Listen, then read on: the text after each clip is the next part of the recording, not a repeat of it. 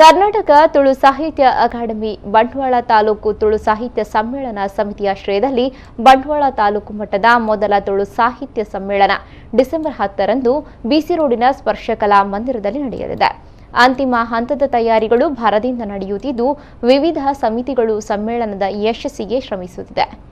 ಅಂದು ಬೆಳಗ್ಗೆ 9 ಗಂಟೆಗೆ ತುಳು ಸಾಹಿತ್ಯ ಅಕಾಡೆಮಿ ಅಧ್ಯಕ್ಷ ಎಸಿ ಭಂಡಾರಿ ತುಳುವೆರೆ ದಿಬ್ಬಣ ಉದ್ಘಾಟಿಸಲಿದ್ದಾರೆ. 9:30ಕ್ಕೆ ತುಳು ಸಾಹಿತ್ಯ ಸಮ್ಮೇಳನದ ಉದ್ಘಾಟನಾ ಸಮಾರಂಭ ನಡೆಯಲಿದ್ದು, ಅರಣ್ಯ ಸಚಿವ ಬಿ ರಮಾನಾಥ ರೈ ಉದ್ಘಾಟಿಸಲಿದ್ದಾರೆ.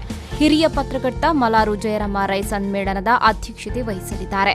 ಸಾಹಿತಿ ಏರಿಯಾ ಲಕ್ಷ್ಮೀನಾರಾಯಣ ಆಳ್ವ ವಸ್ತು ಪ್ರದರ್ಶನ ಉದ್ಘಾಟಿಸಲಿದ್ದಾರೆ.